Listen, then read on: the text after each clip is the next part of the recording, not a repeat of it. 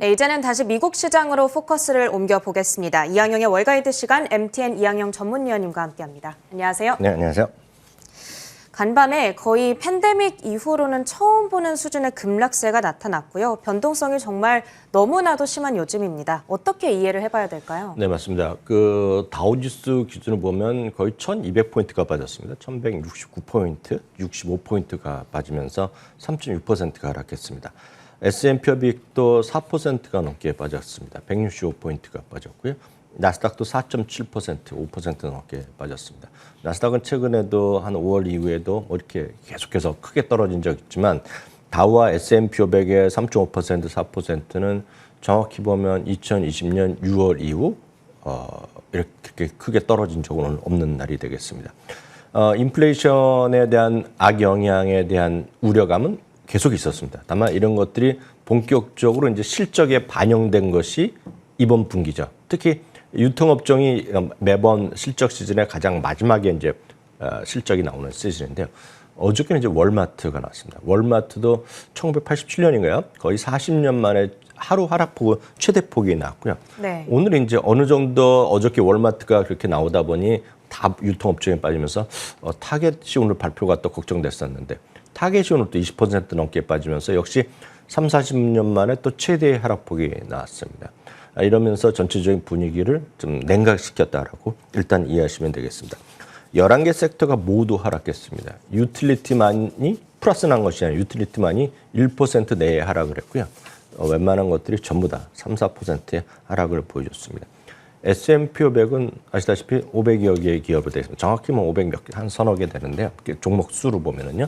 딱 13개만 올라가고요. 13개도 잘 보이시지가 않습니다. 초록색이나 탁한 초록색은 보이지가 않고 전부 다 떨어질 정도로요. 오늘은 그냥 어떤 주시형을 해 다 빠졌다고 얘기하는 편이 정확할 것 같습니다. 10년물 금리는 그나마 2.88%로 좀 하락하는 모습이었고요. 유가도 다행스럽게 3일째 좀 하락하는 모습을 보여주었습니다. 그렇지만 미국 달러는 하루 만에 다시 반등하면서 전 세계 금융시장의 불안감을 직접이건 간접이건 보여주는 것이 결국 미국의 달러의 모습이다라고 꼭 기억하시면 좋겠습니다. 네, 오늘 시장 하락의 원인 조금 더 자세하게 들여다보시죠.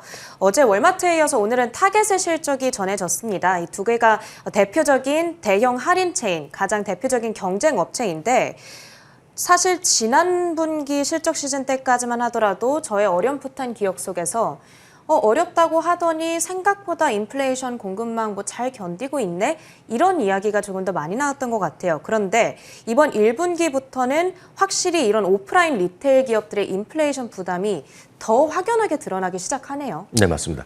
인플레이션 부담이라는 것은 결국 물건값이 올라가니까 결국은 그 최소한의 어떤 필요한 물건 자체를 사긴 사기 때문에 어떤 매출이 늘어나는 건 어찌 보면 당연합니다. 어저께 월마트도 늘어났고요. 그리고 오늘 타겟도 매출이 늘어났습니다. 이제 문제는 이익의 변수죠. 그러니까 이익이라니까 아무리 값을 올리더라도 그 값에 어떤 이익이 보존되지 않는 겁니다. 그만큼 가격만큼 어떤 그 비용만큼 가격이 못 올라가니까 결국은 생각보다 안 좋게 나온 거죠. 그러다 보니 어저께랑 월마트랑 똑같습니다. 약간 멘트는 차이가 나고 평가는 약간 다르지만 거의 똑같은 결과가 나왔습니다. 주당 이익이 2달러 초반이 나왔습니다. 이거는 3달러 초반이 예상됐기 때문에 이런 거는 전형적인 실적, 깜짝 실적이 아니라 슈퍼 쇼크라고 보시면 되겠습니다. 이거는 엄청난 실적 쇼크가 나왔고요. 매출은 244.9억 달러에 전망이었는데 251억 달러면 크게 관심거리가 없습니다. 어저께 월마트에서는 실적 발표하면서 이런 얘기를 했습니다. 사람들이 똑같은 걸 사더라도 흔히 얘기해서 PB 상품 있지 않습니까? PB요? 예, PB라는 거는 이제 브랜드가 있고 전국 브랜드가 아니라 자체 상표 브랜드 있죠. 예를 들어서 이마트 같은 경우에 노 브랜드라고 해서 팔고 있고 다른 곳도 다 매장에 콜라도 자체 콜라 이런 걸 파는 거 있지 않습니까? 가격은 맛이나 이런 건 평가로 다들 다르시겠지만 상대적으로 저렴한 거죠. 그러니까 그런 것들에 대한 것들이 소비가 늘어나고 있으면서 많은 사람들이 약간 소비를 멈칫하고 있다. 이런 느낌을 어저께 줬는데요. 오늘은 이제 미국 CEO, 타겟의 CEO가 아주 정확한 표현을 했습니다. 지금 심리를 정확하게 소비라는 걸 얘기를 하고 있는데 두 가지를 얘기하고 있습니다. 작년 이맘때 그리고 얼마 전까지만 해도 미국 사람들이 TV를 샀다는 겁니다. TV. 텔레비전이요? 텔레비전 세트를 샀다는 것 자체가 그냥 상징적인 의미죠. TV를 사고 제품을 뭐 샀다는 것입니다. 그래서 그 TV를 살 수도 있고 무슨 옷을 살 수도 있고 뭐 여러 가지 살 수 있었는데 지금 사는 것은 뭐를 사느냐? 여행용 가방을 산다는 겁니다. 그게 큰 하나의 흐름으로 여러분 꼭 좀 이해를 하셔야 되겠습니다. 지금 소비가 여전히 다 소비를 하고 있지만 사람들이 뭘 사느냐? 과거에는 TV를 샀다 그러면 지금은 여행용 러기지, 여행용 그 가방 있지 않습니까? 우리나라 홈쇼핑에서도 많이 팔고 있고. 캐리어 같은 거요? 캐리어죠. 정확히 네. 우리나라 표현하면 캐리어, 러기지를 이제 그런 걸 샀다고 보게 되겠고요. 두 번째는 이걸 전체주의 이런 얘기를 하고 있습니다. 미국인들 소비를 하고 있는데 다른 곳에 소비하고 있다는 표현을 정확히 얘기했거든요. 그래서 뭔가 지금 다른 쪽에, 그러니까 늘 말씀드리지만 제품, 상품 위주에서 서비스 쪽으로 뭔가 지금 바뀌어나고 있다라는 것 흐름을 꼭 이해하시면 좋겠습니다. 어찌됐건 그런 게 상황에 대한 개념을 제가 말씀드린 거가 되겠고요. 타겟은 24.9%가 오늘 급락을 했습니다. 말씀드렸다시피 35년, 36년 만에 최대폭 하락이 나왔고요. 월마트가 어저께도 한 11% 빠졌을 텐데 오늘도 또 빠지면서 오늘도 한 6.8%가 빠졌습니다. 아마존도 오늘 7.1%가 빠졌고요. 실제로 보면 이런 유통업체의 대표적인 것이 나름 상대적으로 저렴한 거 파는 것이 달러 제너럴이랑 달러 트리가 있습니다. 약간 성향은 다르지만요. 달러 제너럴이 11%가 떨어졌고요. 달러 트리도 14.4%가 빠졌습니다. 코스트코도 마찬가지입니다. 코스트코도 물론 실적이 발표하지 않았지만 코스트코도 어제는 상당히 그나마 버텼거든요. 네. 오늘은 이제 타깃까지 떨어지니까 같이 떨어지면서 코스트코도 오늘 12.4%나 급락한 모습을 보여줬습니다. 네, 동반으로 떨어진 리테일주들의 흐름 모두 체크를 해주셨습니다. 시총 상위주들의 흐름도 점검을 해보려고 하는데요. 애플이 일주일 만에 다시 140달러 선이 위태위태한 흐름입니다. 크게 봤을 때는 한 달 반 동안 지금 계속 떨어지는 국면에 있다 보니까 지금 저가 매수 고민하는 분들 있을 것 같아요. 네, 맞습니다. 애플이 이제 좀 반등을 시도하다가 결국 오늘도 다 무너졌습니다. 뭐 전부 다 무너졌는데요. 애플이 오늘 5% 넘게 오늘 하락을 했습니다. 마이크로소프트도 마찬가지입니다. 마이크로소프트도 똑같은 그림입니다. 지금 제목을 써놔서 그렇죠. 애플과 마이크로소프트 보여드리면 아마 구분하실 분 별로 없을 것 같습니다. 마이크로소프트도 4.7% 떨어졌고요. 알파벳도 4%가 떨어졌습니다.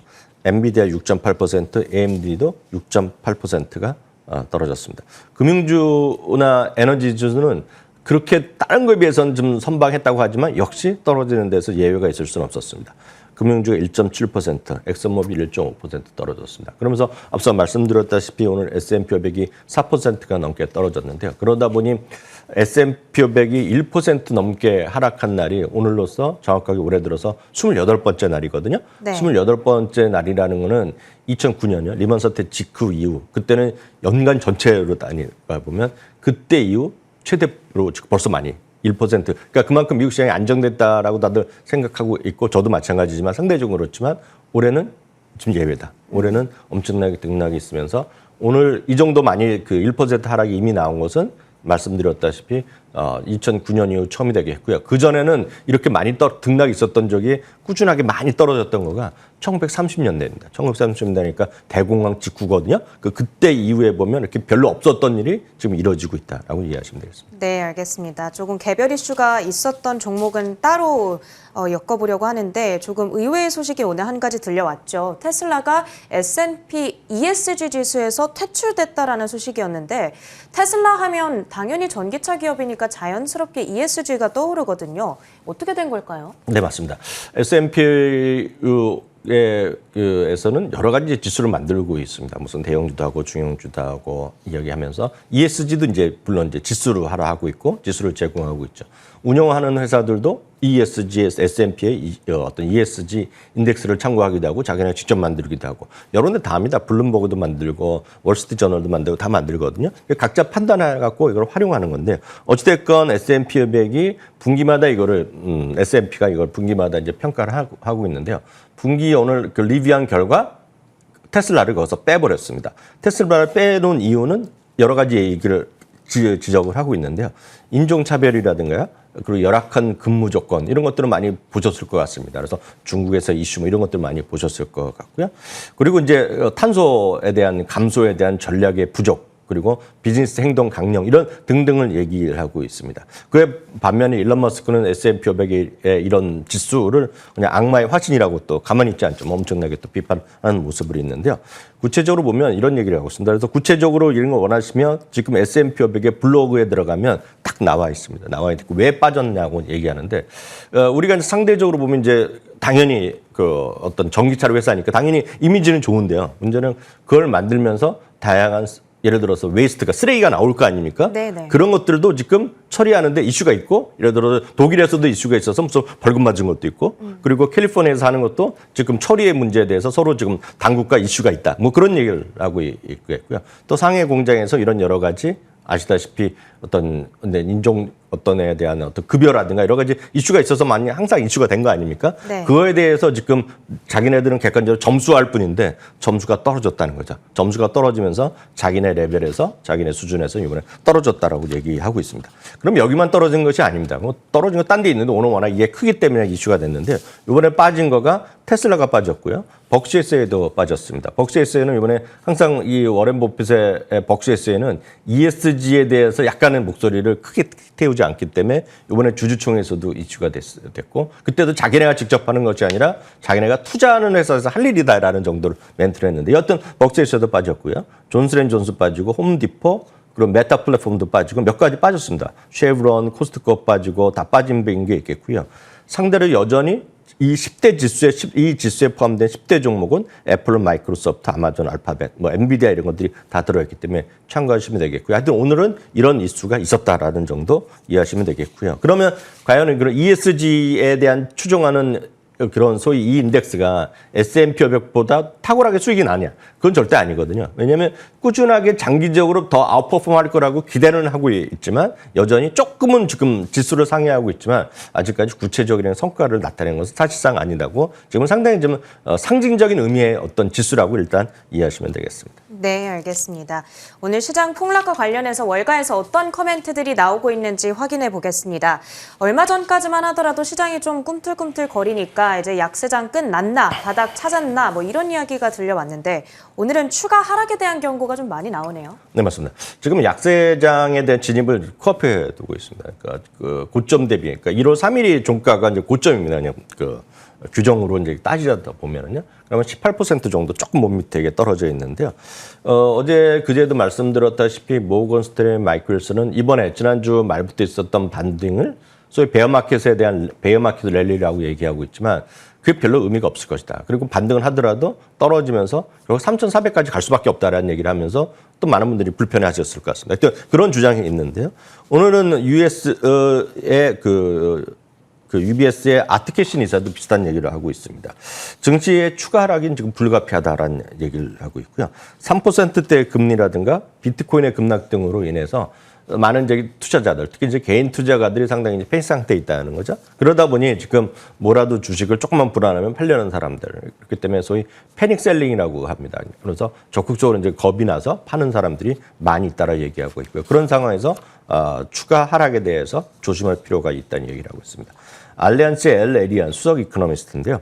대형 유통업계의 실적 미스가 이 어떤 결정타를 날렸다는 얘기하고 있겠고요. 다만 이번 특이한 얘기가 기존에 이제 주가 떨어진 것은 인플레이션이라든가 연준의 대응 때문에 주가 떨어졌다고 보면 지금은 이런 유통업체 이런 거다 보면서 소위 성장에 대한 퀘스천이 강하게 생겼다는 겁니다. 성장에 대한 퀘스천이 생기면서 전체적으로 지금 어렵다는 얘기죠. 그래서 물론 트레이딩을 노리는 분들한테는 언제라도 기회가 있다는 겁니다. 트레이딩 노리는 언제라도 기회가 있지만 추가적인 하락에 대한 위험성을 배제할 수 없다라는 다소는 보수적 세계를 갖고 있겠고요. 여전히 이분도 거의 6개월째 비슷한 얘기를 하고 있습니다.